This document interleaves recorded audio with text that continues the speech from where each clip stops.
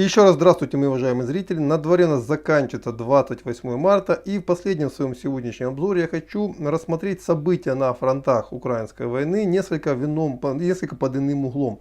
То есть не просто описать события, да, вот там-то произошло вот это, там произошло вот это, там то-то, а просто попытаться это все объединить в единую логическую цепочку, почему все так происходит и к чему, например, та или иная сторона пыталась приурочить то или иное действие. Ну, с российской стороны на самом деле все предельно ясно и понятно. Российские войска, у них цели четко очерчены и обозначены, и они сегодня уничтожают вооруженные силы Украины. Они не спешат взять под контроль территорию Украины, и ссылаясь на ту информацию, которую я изложил в предыдущем материале, я думаю, теперь понятно почему. Потому что пока не создана структура военно-гражданских администраций, то есть она не будет отлажена, брать под контроль огромные крупные города, ну это, говорится, выстрелить себе в ногу. Понятно, что первичный план был несколько иным, и в целом руководство Российской Федерации ошиблось в своих ожиданиях, но теперь, исходя из той ситуации, которая сложилась, ни в коем случае нельзя допустить ошибок. И я думаю, в том числе по этой причине, пока никто в ближайшие несколько недель большие города брать под свой контроль не будет. Потому что для этого должна быть создана структура военно-гражданских администраций, которые в целом начнут уже нормально отрабатывать там, по Херсонской области, по Запорожской области, я думаю, в конечном итоге по Черниговской области.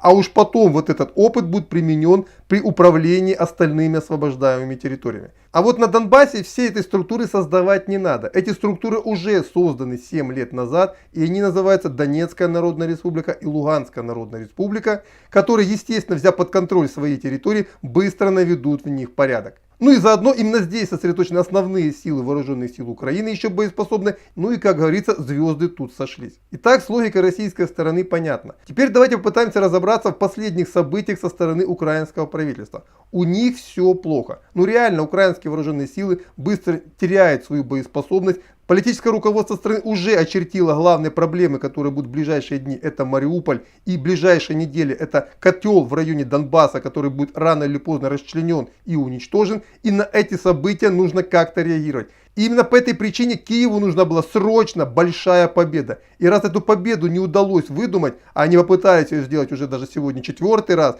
мэр Ирпеня сказал, что вот Ирпень освобожден от российских вооруженных сил, когда они успели его освободить. Ведь по большому счету Ирпень до конца никогда не российскими вооруженными силами и не захватывался. Сейчас идет линия фронта как раз по Ирпеню, и понятно, что победы там никакой не светит. Тем более, что сегодня, по моим данным, была довольно интенсивная артиллерийская переброска снарядами, в том числе и градами, где-то в районе севернее Бышева. И понятно, что никакой там серьезной операции вооруженных сил Украины в этом регионе речи быть не может. Именно по этой причине основную надежду украинское командование связывало с так называемым ударом по Херсону. Некоторые украинские политики, в том числе и губернатор Ким, из трусов буквально выпрыгивали, рассказывая о том, что вот, украинцы, ждите, скоро у нас будет большая значимая перемога. Вернее, победа, которая потом превратилась в перемогу. Эту операцию готовили, насколько я уже знаю эту историю, на протяжении многих дней. Скрытно под Станислав перебрасывалось те немногочисленные резервы, которые удалось вырвать из так называемого Одесского гарнизона, из частей 28-й механизированной бригады.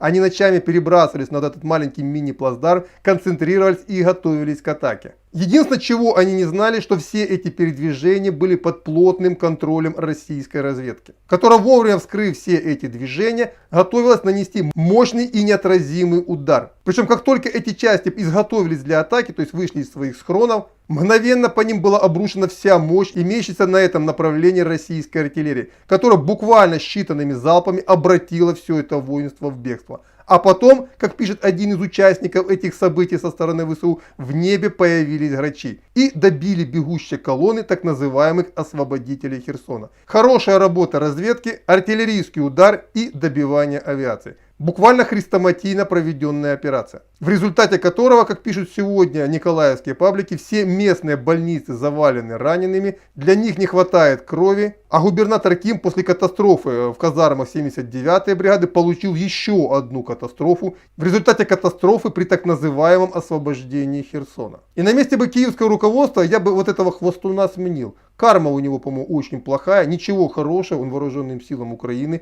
не принес и не принесет. Хвостун слишком большой. Как в старину говорили, не хвались идя на рать, а хвались идя с рати. И это на самом деле была единственная возможность на сегодняшний день для политического руководства Украины парировать тот негативный эффект, который будет уже через несколько дней после освобождения Мариуполя. А потом катастрофы посыпятся одна за другой. И каким образом они будут все это парировать, вот лично я на самом деле не знаю. Эти люди, которые до сих пор верят всяким пропагандистам а-ля Арестович и прочее. Вот честно, я не знаю, насколько можно дальше будет изгаляться и все это перевирать. Но, как говорится, поживем, увидим. Уже очень скоро им придется все это делать. Потому что если они этого не сделают, то население Украины перестанет верить в свою безоговорочную победу. А если оно перестанет верить, то вот эта вся структура, которая создавалась на протяжении многих лет, под названием Украина, не Россия, начнет очень быстро саморазрушаться. Вот так на самом деле выглядит картина, если совместить вот эти вот боевые действия на фронтах украинской войны с политической составляющей. И это именно то, что я хотел сегодня вам показать в данном материале. Сразу хочу сделать еще одно объявление. Очень многие из моих зрителей увидели, что они не подписаны на мой канал. YouTube почему-то вас отписал, и я советую вам проверить свою подписку. Думаю, многие из вас увидят, что YouTube по каким-то причинам записал вас в боты. Вот это теперь точно все. До свидания и до завтра.